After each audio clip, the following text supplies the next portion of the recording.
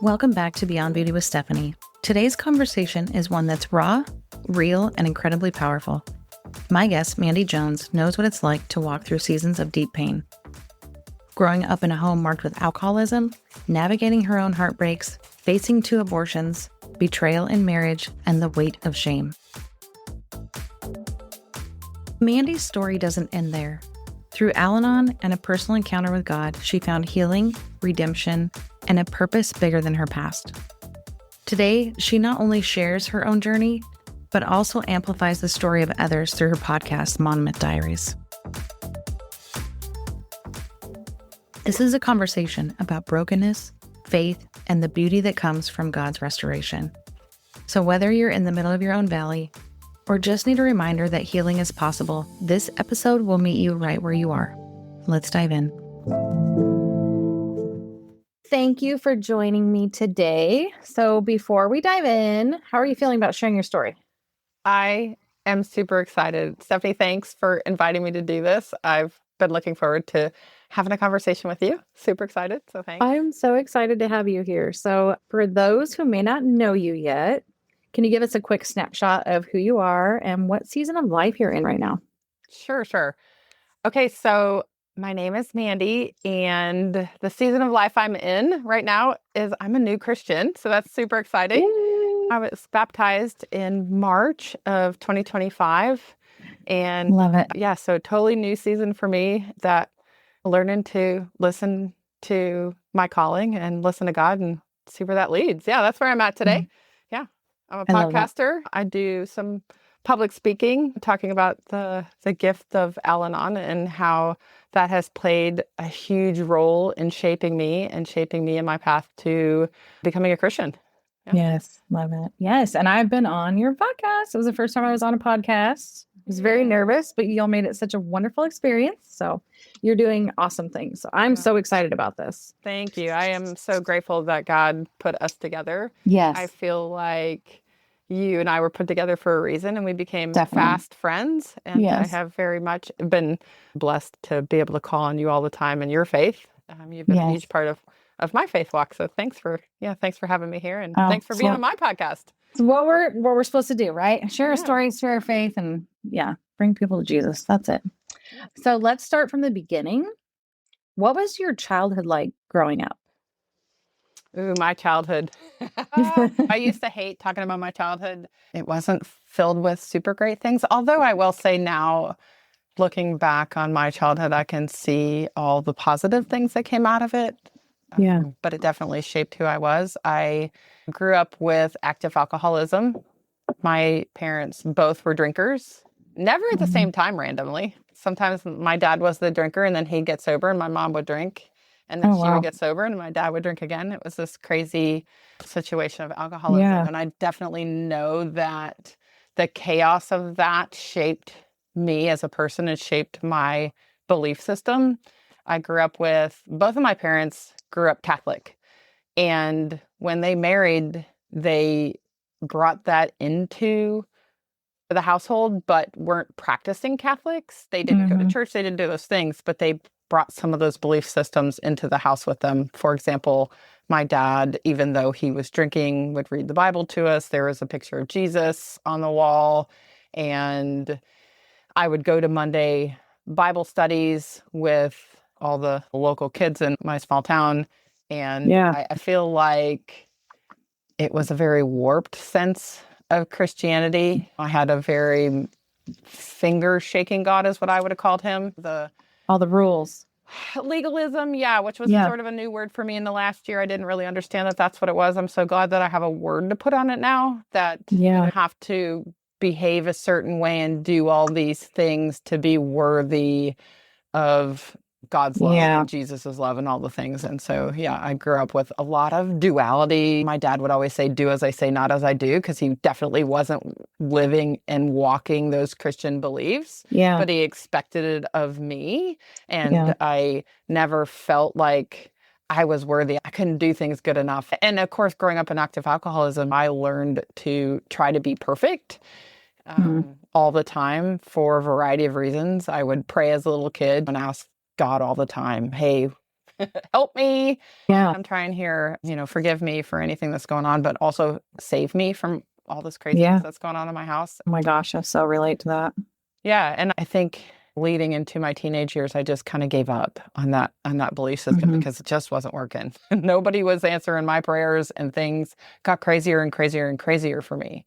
And when I say crazy, I just mean dysfunctional and chaotic, unsafe, all the things. Yeah. So that was my childhood. A lot of mixed messages, really. You hear that a lot. I hear that a lot. Just growing up, like, at least your dad was reading the Bible to you.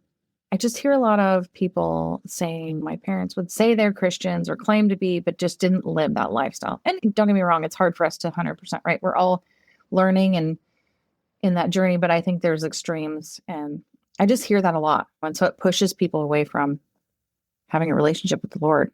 It does. I will say, looking back now and all the growing that I've done, of course, I'm almost 50. I can now say, and I didn't understand this phrase in the very beginning. It's funny, I interviewed one of my first guests and he used the words, I guess the phrase mustard seed, and I didn't really understand that yet. But looking back now at my parents and their warped sense of Christianity and their legalism, my dad was planting that mustard seed in me that there was something out there. And maybe I didn't necessarily agree with the way in which it was being presented, but the idea of Christianity and the Bible and God and Jesus and all the things, there is that underlying sense of morality, the mustard seed, all the things that now I can look back and think, oh, yeah, I'm kind of glad that I did get some of that foundation. Now, unlearning some of the things that I don't necessarily believe in now, I am grateful now to my dad that he did plant that mustard seed. That I can see that now, years and years later, that maybe I wouldn't be where I am had he not done that. Right. So. And maybe it's a cycle. It's a cycle of that's all he knew. For my dad, and looking at them, I'm not resentful. I'm not upset. I'm grateful. Yeah. Like, I don't want people to think that I'm upset. With my parents, as you said, were doing the best they could with the tools that they had. I'm not upset in the least. I'm not resentful. I'm not angry. Once upon a time, yes, I was. But through a lot of work, I am not anymore. So I think that's important to say to your listeners. The older we get, the more we realize life is hard. It's hard. And I was really blessed to learn that early on. I was in my late 20s when I was able to let some of those things go, which I know we'll talk about. Yeah. So let's move forward a little bit. Let's talk about your teenage years. What were those like? Yeah. My teenage years. Oh man. Let's just say my teenage years through my 20s were probably the hardest and most painful season of my life. People often say, what part of your life would you go back to? Everybody's like, oh, wouldn't you love to relive your high school years? No, I would not.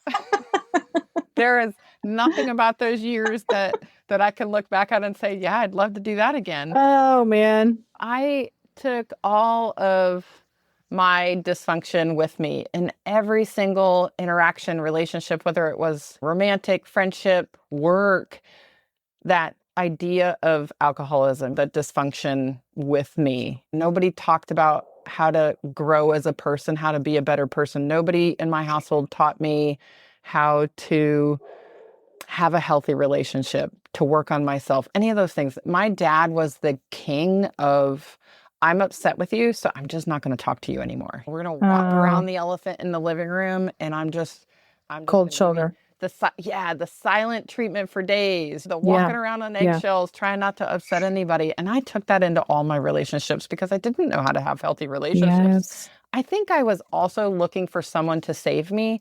And so there's this sense of, I'm looking for a white knight, an external solution. So this starts happening when I'm in high school. I mean, I start fantasizing about crazy things like maybe I'll meet somebody and we'll just go live in a double wide trailer because that would be better than living in this environment. Yeah. Do you see what I'm saying? I get that. I 100%.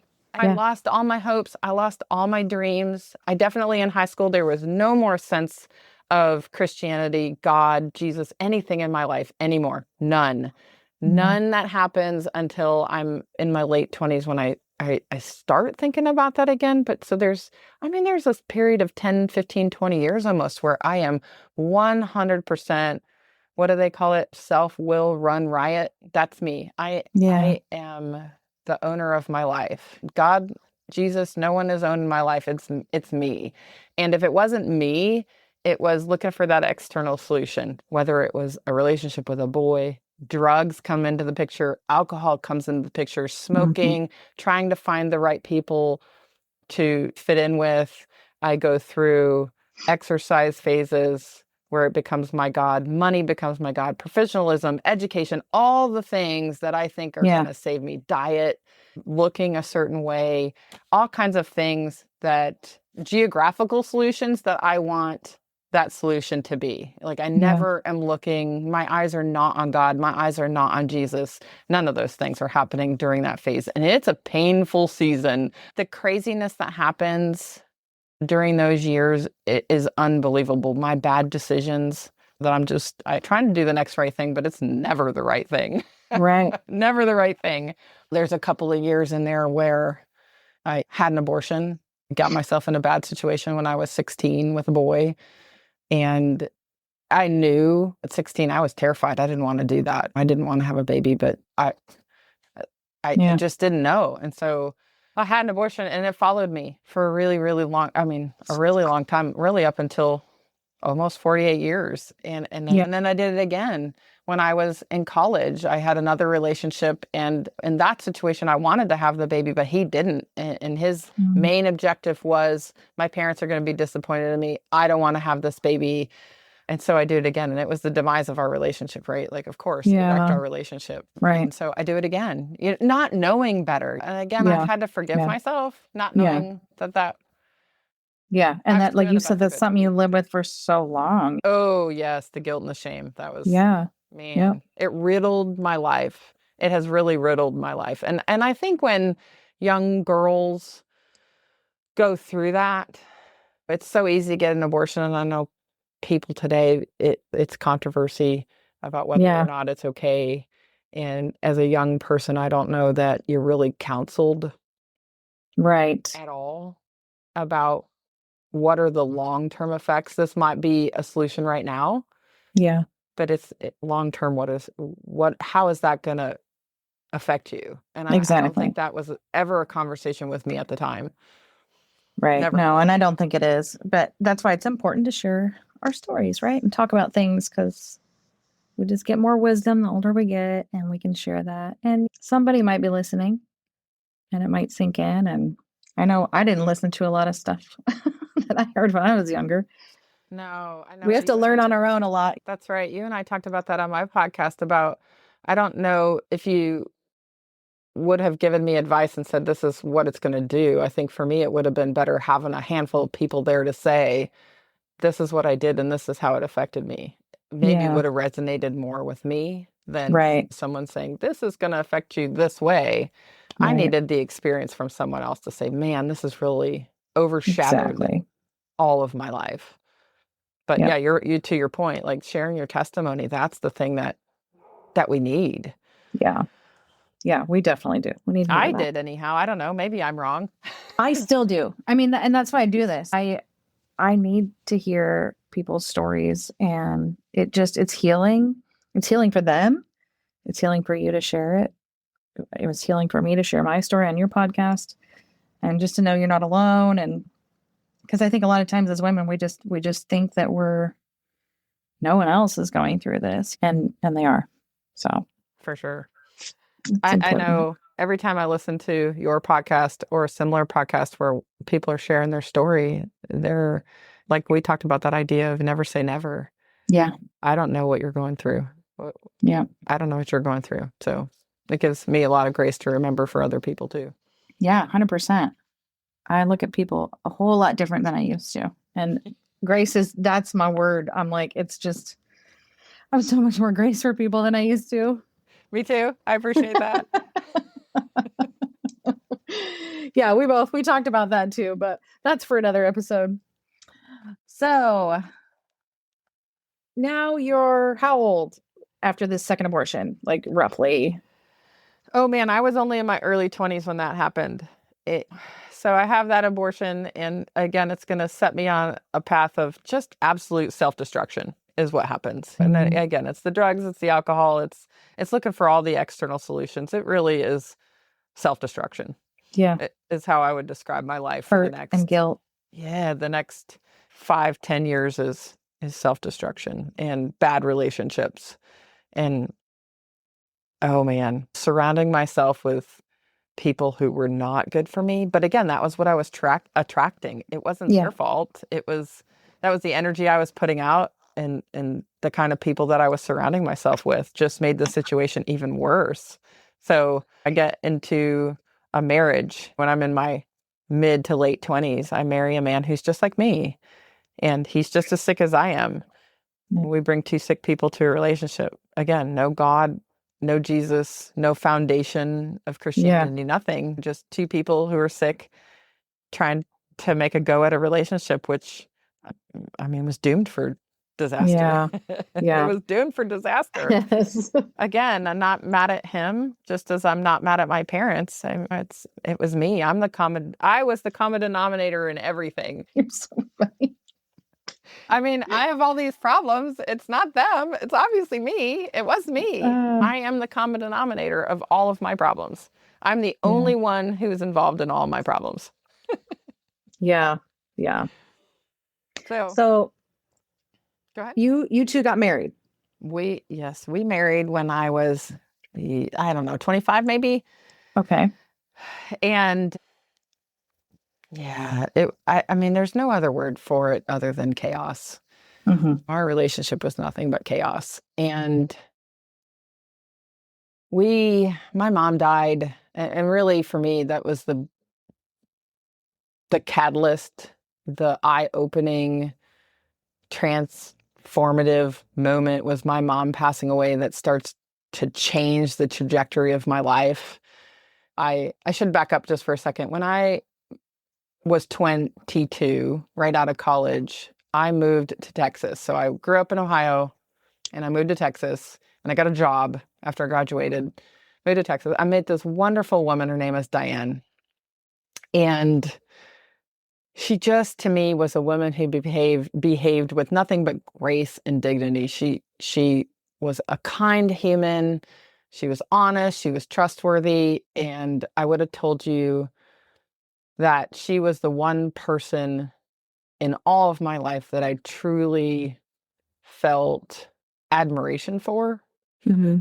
I was a school teacher in my former life when I was younger. I don't do that anymore, but in my former life, I was a school teacher, and we used to do this All About Me board, and I was the teacher, so I always did it first. And the All About Me board had a question on it, said, "Who's one person you admire?" And she was it. She was the one person that I admired.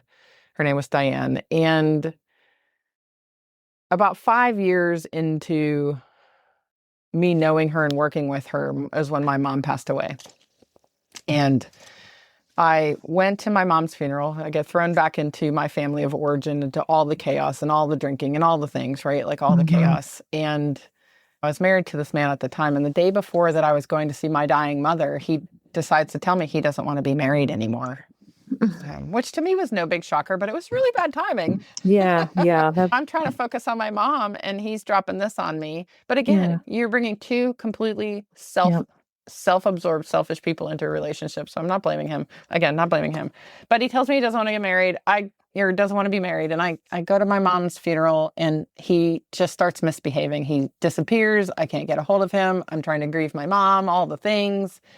That's a lot. It was just crazy.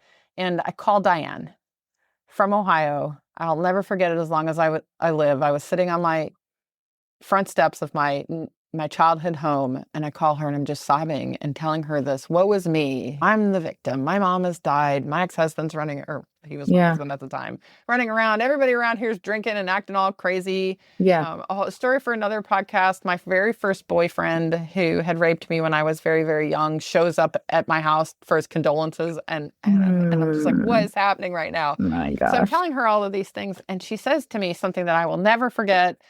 She says, "Mandi, do you ever think that alcoholism is your problem?" And of course, I was like, no, alcoholism is not my problem. I could not see it at the time, but it really was. I mean, yes and no. I mean, alcoholism was a problem, but it was really, at the end of the day, there was no foundation of God in my home. Yeah. That really was the root of the problem. Right. Alcoholism was the solution. Right. And so you've got all these people drinking instead of worshiping, really, right? I Yeah. mean, and just making bad decisions. And so, I mean, over time, I realized that alcoholism is my problem. And I end up in a 12-step program because of this called Al-Anon. Because of her, because of my ex-husband, all the stuff just comes to a head when my mom dies, right? Yeah. And so that begins my journey of Now, was becoming she a part of Al-Anon, or was this Diane. just what made you reach out to find more information about alcoholism and how to deal with it? That's a great question. Yeah, thanks for asking that. So Diane, and I have been given permission by her to share her story. She was in Al-Anon.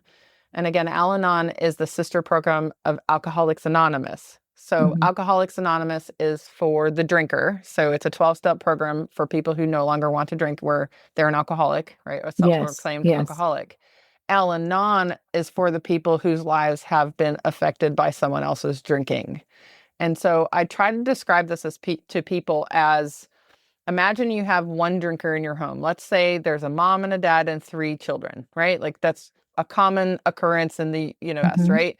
So let's assume that dad's the drinker, because that's the way it was in my house, and Yep. mom is not the drinker, or vice versa in my house. Like sometimes mom, sometimes dad, which is weird. Right. My parents never drank together.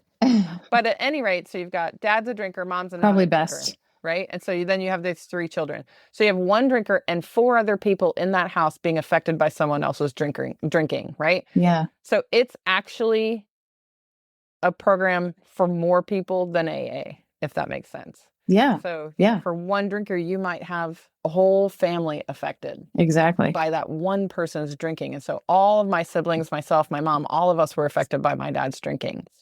And so I get involved in Al-Anon because Diane herself has been in Al-Anon for almost 40 years today.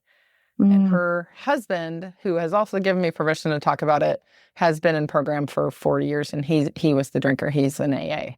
Yeah. And so, yeah, so they become a giant part of my life, inviting me to Al-Anon to understand the effects of alcoholism, to understand how it affected me and all of my decisions, how Hmm. it affected all my parents' decisions.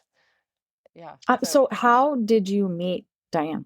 yeah, we were working together. We met You at worked with work. her. We had Okay. worked together for 5 years. She Gotcha. was the person I was telling you that we had worked together, and I always admired her. Yeah. Yeah. Okay. So, I don't know. I'm just thinking, like, my brain's always thinking this way, but I'm just like, just how God works, right? Like, you move, you get a job, you meet this lady, you really admire her, you look up to her.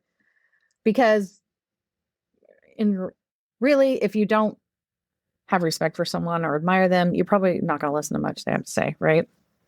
So Yeah. it's just really cool how it all played out, right? Yeah, for sure. I can today tell you, I can see God's hand in all of Yeah. it. Yeah. I had to get to all of these people, to all of these situations, to be broken enough Yeah. to see it. Right?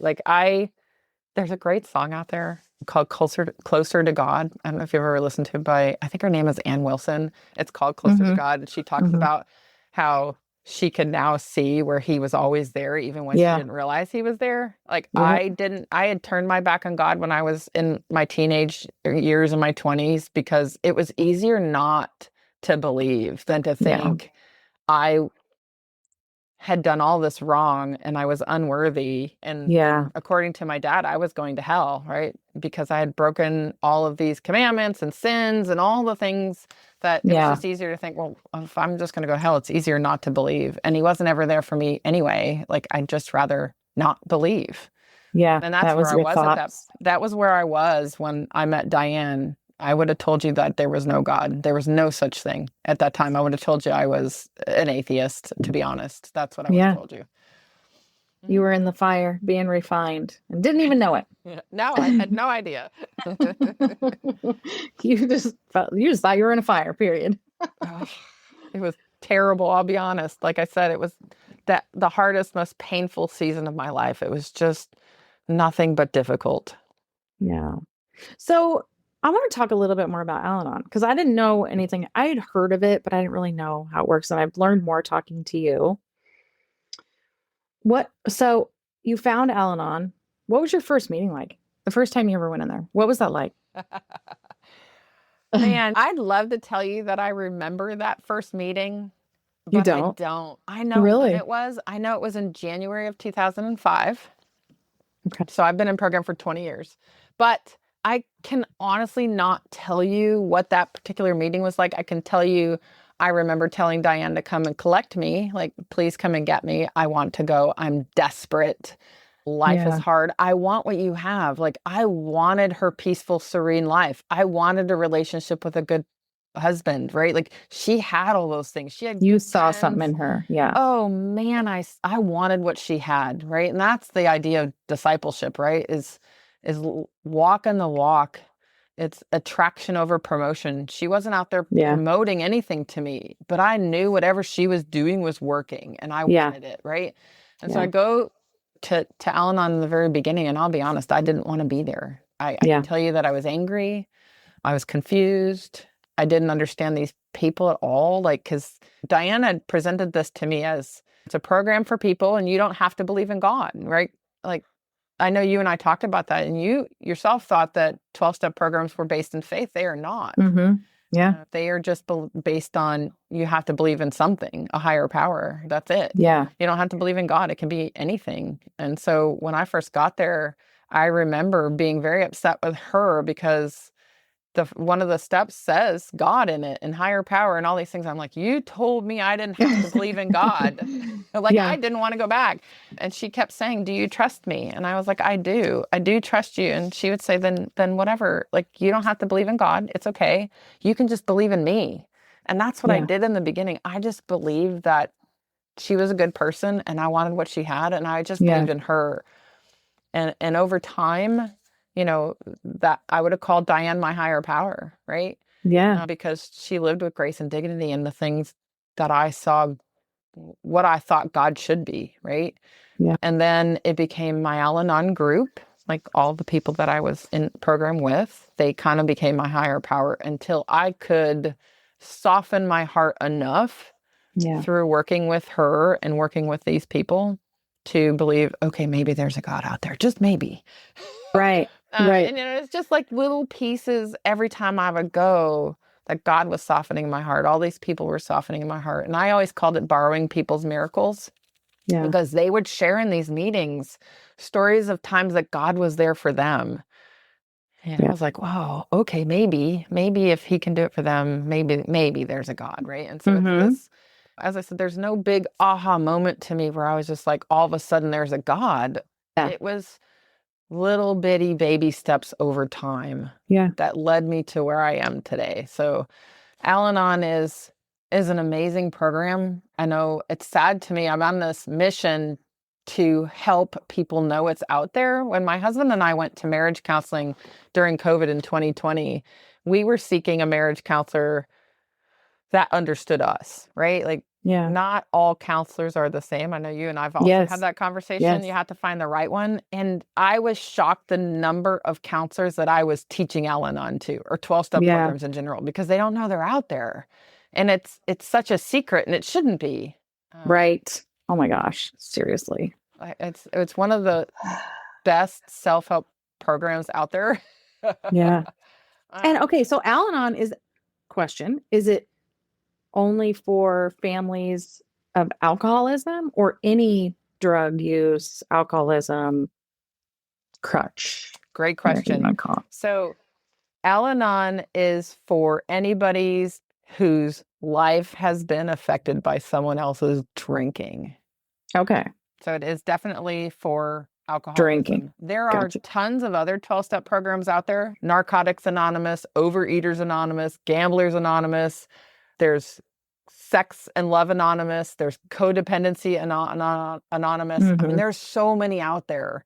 You just have to find the one that is right. Oh, there's another one that's Adult Children of Alcoholics, which technically I could fit into that one as well. But because my ex-husband was an addict as well, I sort of qualify Yeah. for a variety of programs. You're so funny.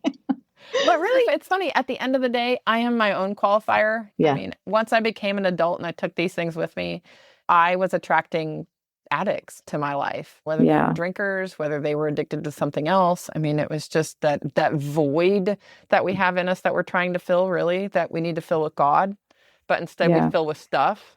Yep. You Looking know? for all the things that can help us and heal us when and it's like we're not looking for the one thing that can. We That's just right. tend to push that one away for some reason Or because we're stubborn by nature. It's just, you don't know.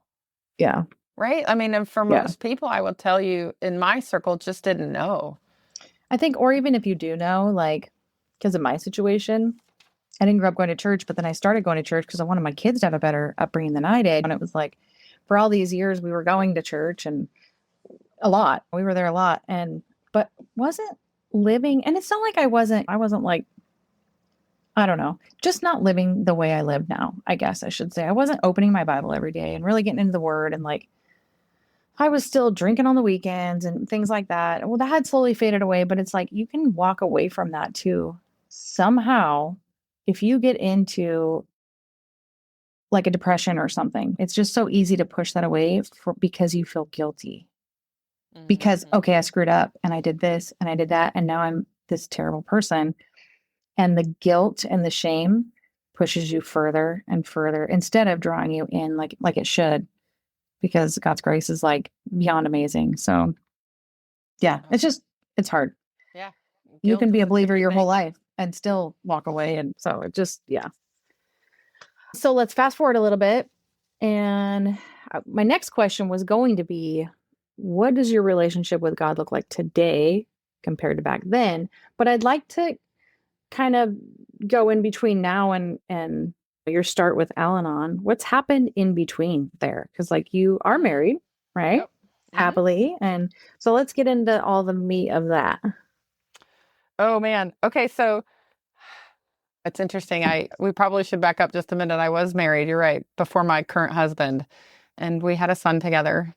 And yeah, there was a huge betrayal there where my ex-husband was having an affair and I found out about it, right? But Yeah. by the grace of God, I had wanted out of that relationship, right? And I had some little nuggets, like mustard seeds planted, right? Through Al-Anon and the support of this Al-Anon group, right? And so I end up leaving that marriage because I now know that I've got a God.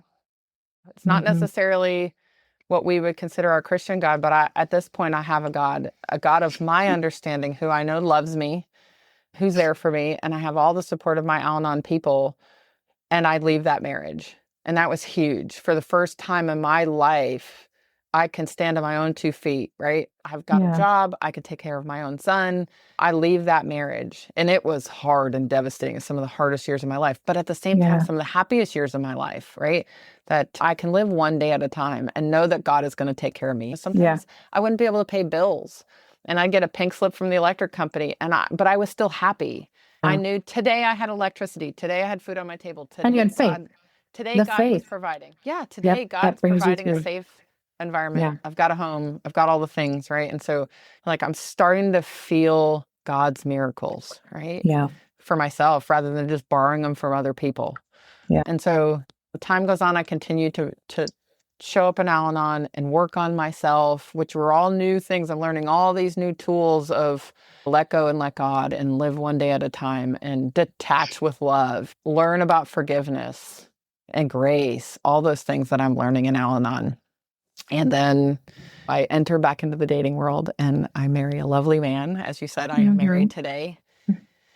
And he's been a solid, amazing human in my life. And I did it so differently the second time around. My sponsor, and again, 12-step programs have sponsors, just like A does. Our Al-Anon program has a sponsor. My sponsor and I sat down and we did things like write a relationship vision. Like, what do you want in the marriage this time? Which were never things that I had ever thought about before. I want somebody who lives with integrity. I want someone who wants to grow with me. I want somebody who goes to work every day and makes a paycheck. Who treats me with respect.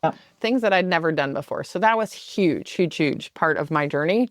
And he's been a huge part of my journey, right? Yeah. And so fast forward, we're growing together today. And as I said, I was baptized back in March, and has been an amazing, huge part of my journey. I was blessed again to have God put amazing women in my life who have been a huge part of that journey for me. Yeah. I've been part of this exercise group called F4, which is a faith-based workout group, and there's a bunch of women, and really they're the ones that set me again on this path of Christianity and finding God and Jesus. So that's been amazing. I think it's so cool. When you told me about that, I was like, what? That's so awesome. I wish you and I lived closer. I'm telling you, we would so be hanging out all the time. And okay, so that leads me to my next question. You and your husband, you love biking together. So I'd like to hear, like, what do these bike journeys mean to you? And these are some journeys, okay? Like, when I say journey, I'm like miles and miles and miles. I was blown away when I saw your post. I'm like, what is she doing? I know, biking. I love biking so much. Yeah. Oh, gosh. When I first started an Al-Anon, my sponsor asked me to make a list of 10 things that I liked to do. Right. And I think that's part of the disease of alcoholism, the part of not having Jesus in your life, all the things that you really lose who you are. Mm-hmm. And so when she asked me if I could make a list of 10 things I like to do, I could not. I couldn't say 10 things I like to do. That's hard. I could tell you 10 things other people like to do because I was always so focused on everybody else, right? Yep. And fixing other people and trying to make them behave, that I had lost track of who I was. And so biking, I learned from my husband. And when I first met my husband, I was a runner and I was a swimmer. I loved running. I loved swimming. I loved country dancing. There were all kinds of things that I like to read, other things. Yeah. But he was a bike rider.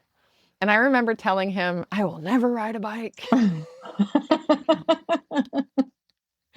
But again, it's that whole idea that I told you earlier in this podcast that I said, it's the idea of attraction over promotion. He never pushed bike riding on me. He just loved doing it. His dad, his brothers, his friends, everybody would go on these great bike rides. And one day I was like, well, I want to do that too. Like, they're having so much fun. I want to give it a go, right? After I'd told him I would never ride a bike. Yeah. So I started my journey maybe 15, 16, 17 years ago, something like that, where I just was like, oh, I'll try it out.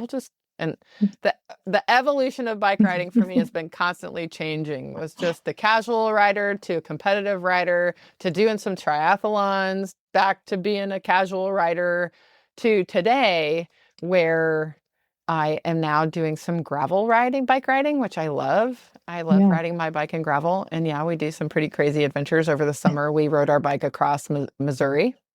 Yeah. I won't say I'm racing or anything of that nature, but I do love to be out in nature riding my bike and trying new things and trying new adventures.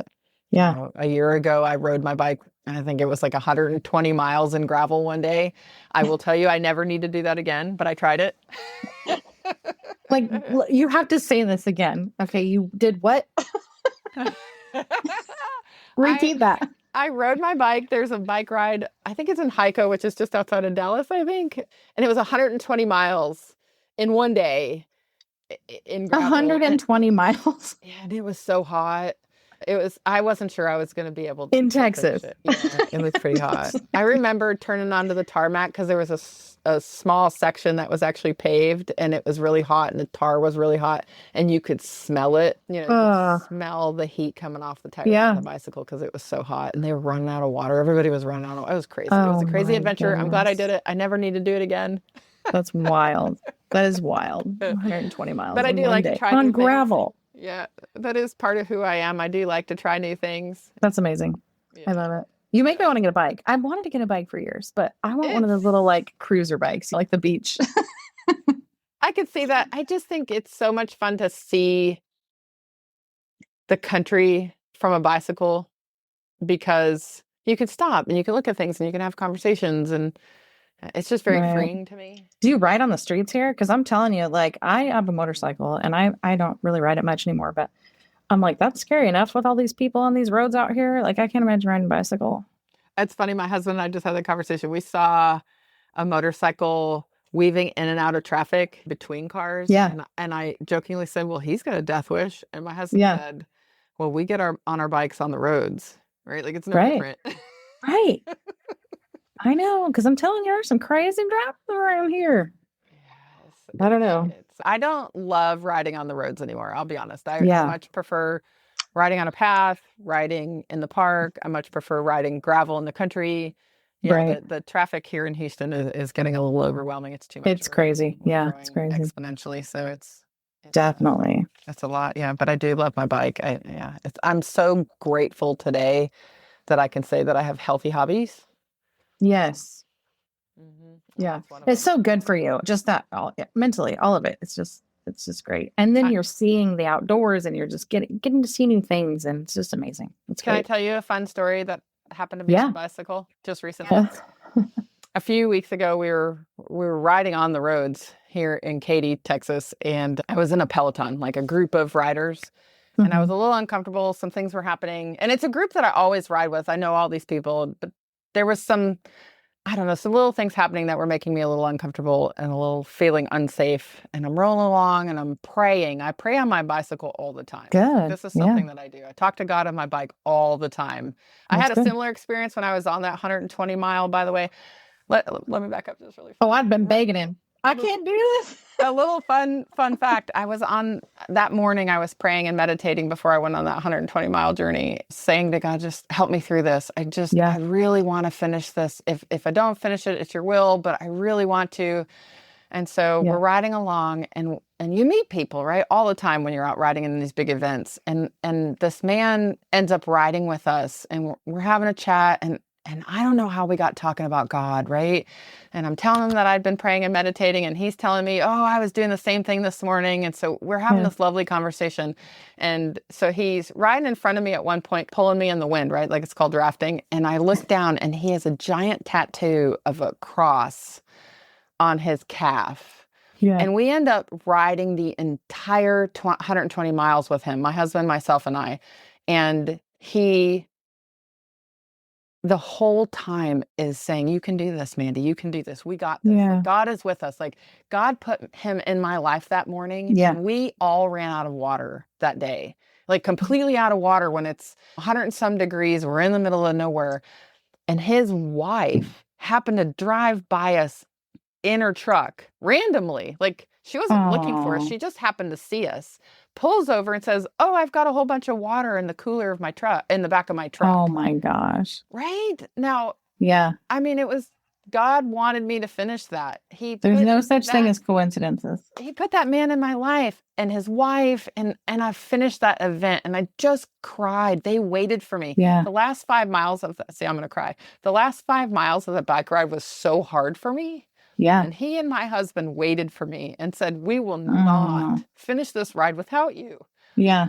And I was so grateful when I crossed that finish line that That's God amazing. put that man in my life and my husband. Yeah. I couldn't have done it without them. Right. My husband wouldn't have either because we both ran out of water without him. Right. Like it was so crazy to me. Anyway, fast forward to this last weekend on this bike ride that I'm at. I'm rolling along in this really uncomfortable situation and I have this terrible self-soothing thing. It's cutters, you know how when they cut themselves.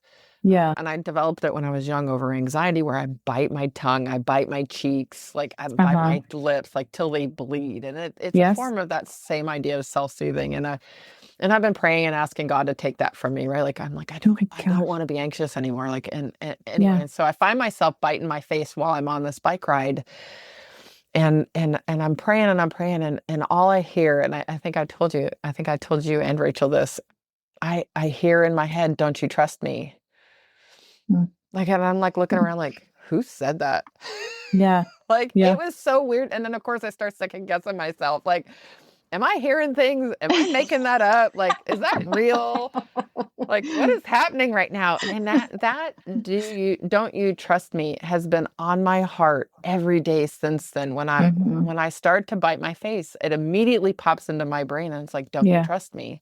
Your anxiety is stemming from your distrust. Yeah. That you're not putting your will in my life's hands. You're not laying everything down for me. And I'm so grateful that happened on my bicycle because I love my bicycle. Right. Yeah. So I pray on my bike. I pray and I meditate on my bike all the time. It's just, as you said, like, it's just a place for open spaces. Yeah. Because you can't have your phone on you. You can't be doing those things because you'll be unsafe, right? And so you're Right. just in your own head the whole time, right? And so what else do you have to do but talk to God? Yeah. No. I mean, and that is, I get it. That's why I'm getting rid of my motorcycle. I'm not going to ride it anymore. I know it's dangerous, and I feel like God has told me that it's time to get rid of it. I don't need to ride it anymore. But in that season, I needed that so bad because the same thing, like you go out and you ride. I would go out Sam Houston National Forest and just it's so beautiful out there, and it just soothed my soul so much. It helped me so much just to, like you said, just be in your own head and you got to concentrate and, like you said, be safe. And so it was just kind of that same concept. Like all I could think about was writing. And it was just a nice, peaceful time to myself. So I totally get it. It's got to be like the same thing. Oh, I'm sure. And I do miss that. So maybe I need a bicycle and I just ride in the woods where it's safer. Yeah. Yeah. And Maybe that's what I need to do. you have great areas up by where you live to do that. Yeah, we really do. It's gorgeous right here. So Well, I'm happy to teach you if you want to know how. I know. I've thought about it. I think about it a lot because we talk about this a lot. And I'm like, man, I don't know. I think I could see myself making a hobby out of that, but I got to talk my husband into it. I want him to, we need to find things we can do together. So it's like, I don't know, but it's good to have good, healthy hobbies to do together as a married couple. Yeah. And we were into rock climbing for a while, but yeah. I love that my son rock climbed, but I'm one of those people where I want to be outside. Yeah, I like to be outside too. And rock climbing was great. I just like I loved it when I did it, and it was just kind of like, okay, moving on. It's kind of one of those things.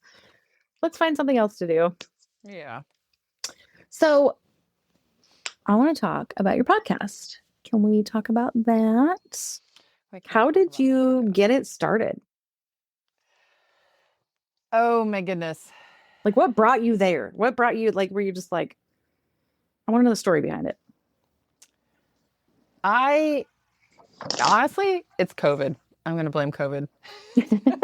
There were some good things that came from COVID. I'm just going to say. Yes, there are some good things that came from COVID. I have, as I said, I've been on this 20-year journey. Prior to being an Al-Anon, I didn't understand introspect and self-growth and progress and looking at myself, all the things. I've been blessed with learning how to do that through Al-Anon. And then in 2020, during the pandemic, my husband and I found ourselves in a situation where I think like a lot of other Americans, we were unique that we struggled. I struggled as a person, he struggled as a person, and of course we struggled in our relationship. Mm-hmm. And again, no foundation of God still. Like I want to make that clear. Like I believed in God at the time. I don't know whether my husband did or not, but that wasn't a foundation in our home, right? And so again, let's plug that piece in there. So we're struggling, and we were exposed to Tony Robbins. And I fell in love with Tony Robbins when we were exposed to him. And I think you and I were at that same summit back in 2020, which was the first time that I'd ever heard Tony Robbins speak in person. And I was so enamored with him. I started reading and listening to his podcasts. And then my husband and I, through this difficulty that we were having, trying to figure out what's the next step? How do we work on our relationship? Figured out that Tony Robbins was going to be in Dallas. Mm-hmm. And so he said, hey, you want to go to a Tony Robbins conference? I was like, yeah, heck yeah. Yes. I was so excited. And it changed my life. It really and truly changed my life once again. I've got all this work. And again, I think God keeps, as our friend Camilla says, dropping these ping pong balls of God in my life, right? Like all these weird things keep happening and they're bouncing all around. I've got Al-Anon in my life, the little bit of seeds that my dad's planted. Now I'm having some Tony Robbins and Al-Anon, all the things, right? Like all these little things keep happening. And so I go to this Tony Robbins conference and I do, again, a lot of deep work on myself. Yeah. And a lot of work on mine and my husband's relationship, which is an aside, right? Like that's a totally story for another podcast. But so I'm looking at myself and I'm trying to figure out like, why am I so unhappy? And I realized one of the things that I really struggled with as an adult was I was afraid of learning new skills. And the other thing I learned about myself was I really did want to tell my story to people. I didn't want people to suffer the way in which I had. Yeah. And not a lot of people knew about Al-Anon. And I was learning that through the marriage counseling that we were trying to do, that all these therapists didn't even know it existed. Yeah. And I'm such a product of that. And so I realized through those 4 days of working in this Tony Robbins conference that I want to share my story. And my husband had been encouraging me to write a book, but I wasn't a big reader when I was younger. And I didn't feel like that was a way for people to hear my story. And one of the things that he said was start telling people what you want to do, right? Like start telling people, just get out there and start telling people, don't be afraid, right? And so during this conference, I realized I don't want to be afraid to tell people anymore that I'm an Al-Anon. And that was something I had never told anybody, like never. I was so ashamed of my family history, of my having been married, having had abortions, all the things. I was so ashamed about it. Tony Robbins during that conference made me go, tell people your story. You should tell people your story, right? I love that. So that sets me on this trajectory of starting this podcast. And that's where the word monomyth comes from, because during that conference, it's the first time that I'd ever heard the word monomyth. And he talks about it a lot in his work, that everybody's on their own hero's path, right? You're the hero of your own story. You have to be the hero. And so that's how we ended up starting this podcast, myself and my two colleagues, that we wanted to share transformative journeys, people who look at situations, bad situations, as opportunities to grow. Now, it's not necessarily a Christian podcast, but I will tell you, in every single guest that I've ever had on my show, it's miraculous to me that God and Christianity and faith are constantly woven into these conversations. Yeah. It's amazing to me. And I know that we've talked about it a little bit. If you'd have really pushed God and Christianity at me in the beginning, I would have shut you down. We wouldn't have been able to be friends. And so for me, I had to be baby stepped, which is kind of how I look at our podcast. Like, we're giving everybody the opportunity to tell their story, and they're going to get where they're going to get.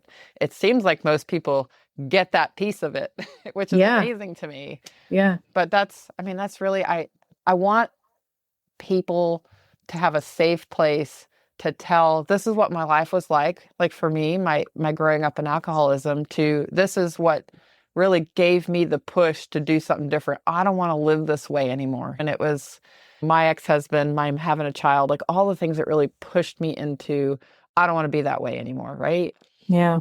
And then what does that look like on the other side? Because the beauty of it is in Al-Anon, I learned to serve, right? And it's the same message I get from church. My job is to serve others, right? My job is to disciple others, right?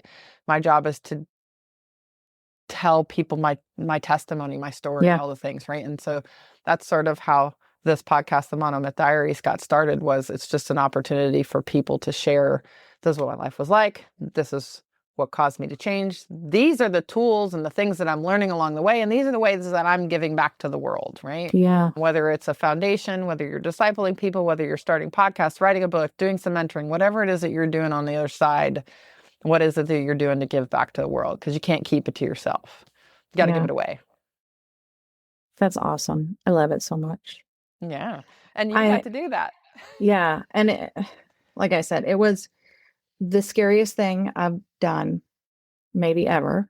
I was super nervous. And I think I told you that, like, I almost chickened out the day before. I was just going to call you in the morning and be like, oh, I'm not feeling well. Or I was trying to talk myself out of it. And like you, it was just one of those, I heard the Lord saying, trust me. And it's not about you, Stephanie. It's like, it's not about how I feel and what I'm feeling, because I'm worried about me and my feelings. What are people going to think? What are people going to say? It's not about me. I need to just share my story, and somebody needs to hear it. And I know that. And like I told you, I wasn't sure if I was even going to share about the affair until literally, as we were sitting there, I just prayed about it and prayed about it and prayed about it. And I was like, Lord, if that's what you want me to do, just make it happen. And he did. And it was so healing for me. So I appreciate you and your podcast more than, and there's so many others that do too. I know that. So just you're doing great things and I love it. I appreciate that. And I feel the same way about you. I know God put us together for a reason. Yeah, I think so. Absolutely changed my life for the better. Yeah, same. And it's just, I've met so many amazing women since I've lived here, and specifically the last couple of years because I've joined WC and stuff, and put myself out there because I never really did that before. But just, man, I don't know. God is good. I'm so thankful. I know. Me too. I'm so grateful every day. I never thought I would have friendships like this before.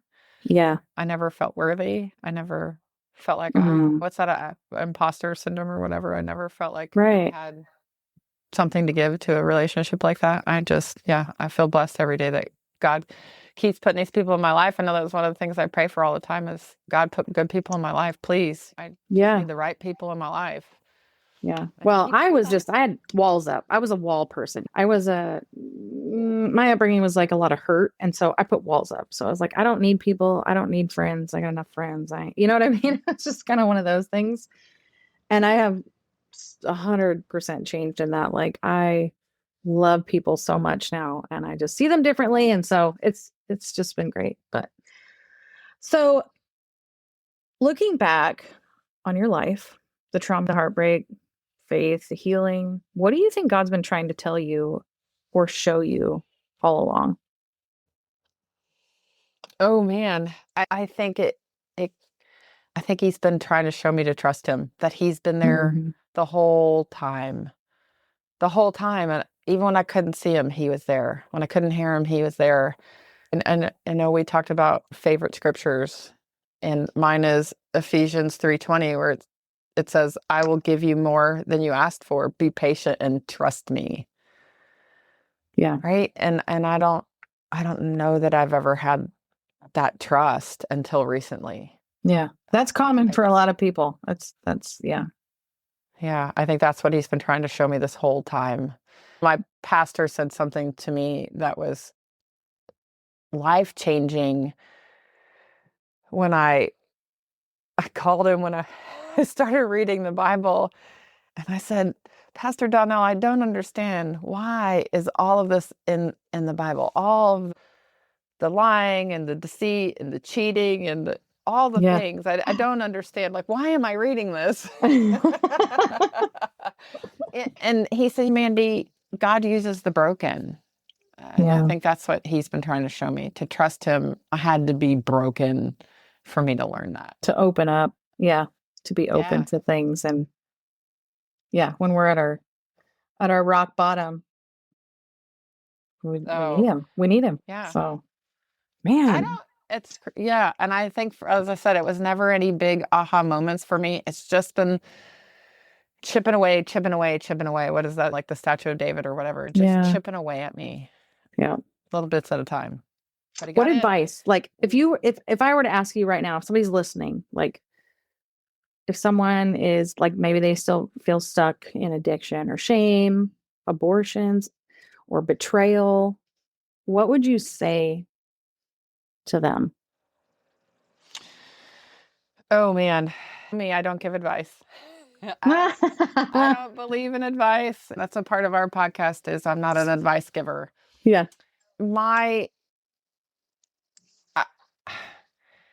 If I was going to impart wisdom on somebody, I mean, my thing would be to listen to other people's experience, strength, and hope, right? Surround yourself with people who have what you want, right? Like that's, in my experience, what I had to do is start plugging myself into communities of people who have what I wanted. If I had to share my experience, and what started changing my life was looking at Diane and saying, I want what she has. And I'm willing to do whatever it is that she's doing to have what she has, right? So in my experience, that's what worked for me.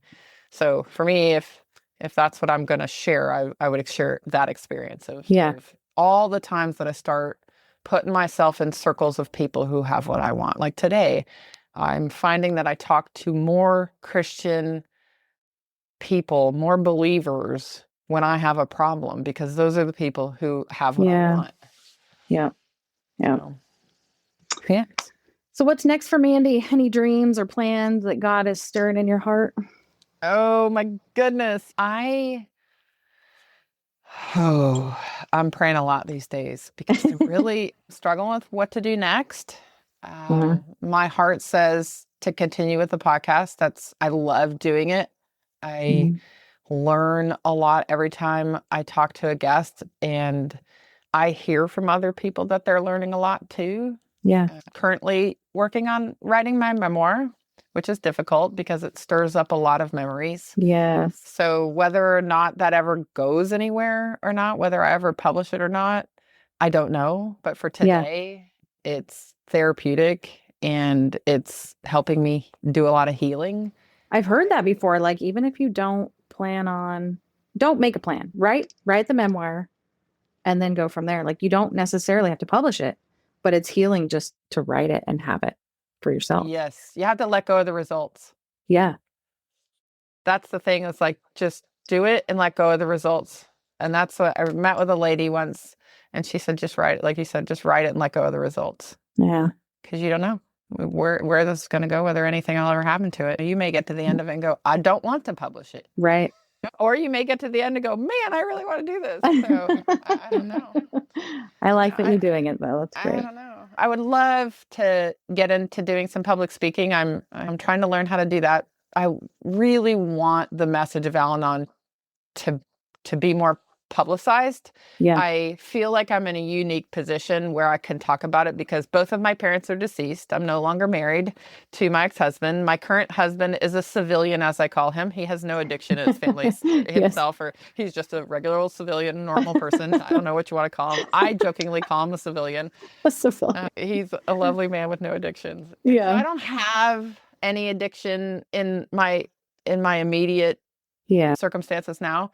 So I feel like I've got a unique position where I can talk about it, where a lot of people don't. A lot of people are married to a recovering alcoholic, and if they get out there and say, I'm an Al-Anon, then people are automatically going to know their husband is an alcoholic. Right. And there's a lot of stigma attached to that. I don't have any of that anymore. So I feel like God is giving me this platform to be able to talk about it and say, y'all, it's out there. Yeah. There's this wonderful 12-step program out there, and the disease of alcoholism affects so many people, so many people. I think there is something like 46 million people have some sort of substance abuse issue right now. Oh, I am not surprised. Yeah. And if you think that's broken. If there's 46 million people who have a substance abuse problem, how many people have been affected by that? Yeah. Siblings, children, spouses, parents. I mean, the number is astronomical, and it's a secret. We don't know it's out there. Yeah. Everybody should know it's out there. Just even if they never needed to know that it's a tool, there's something there to help people, because we are just as damaged growing up in it or being married to it as the person who's drinking, Yeah. Yeah. And I comparing, but not comparing, but it's kind of the same with affairs. And that's something my husband and I have talked about, is like, once I started opening up about our situation and me having the affair with a coworker, and like, I could not believe how many people were like, oh yeah, that happened to us, or I did the same thing, but like you said, there's such a stigma behind it. Nobody wants to talk about it. Nobody wants to, but it's like, I just feel so strongly that it needs to be talked about more. Yeah, I think it does. It's just such a big secret. It is a dirty secret, right? I mean, prior to my ex-husband, so in all my relationships, I don't know why, for me, for some reason, marriage to me was like this line in the sand. But prior to that, every other relationship that I had ever been in, I had an affair. Like, even though they were just dating partners, right? Like, we were married, but I had affairs. Like, I cheated on them all the time and never thought twice about it. Like, I just was so selfish, and I did it all the time. Yeah. And it is out there. People do it. And yeah, I was Yeah. so grateful for your episode because I used to, like you said, to be the judgy of all judges. Like, Oh who am I man, to I was the judge? Like, worst. I who was the am I? worst. Yeah. Oh, goodness me. Yeah, I'm so grateful. Now I can look at it and go, oh, yeah, like it's a sin like all the rest of them. Yeah. It's something recoverable. And Yeah, exactly. yeah, And I'm so just got to grateful use for it you. for the good, just like you. Use it for the good and just try to make beauty from ashes. That's the goal. That's my goal. It is. So I like to end each episode and ask my guests what their favorite scripture is and maybe a little bit why or what the reason is for that, why it sticks out to you. Yeah, I think we shared this one just a few minutes ago, but I'll share it again because it is my favorite. It's Ephesians 3:20. I will give you more than you asked for. Be patient and trust me. And I think I'm at a place in my life right now that I need patience because sometimes I want the answer right now. Yeah. And if I don't get the answer, I will try to force my will Yep. and come up with all these solutions. And then I'll go around and I'll poll everybody.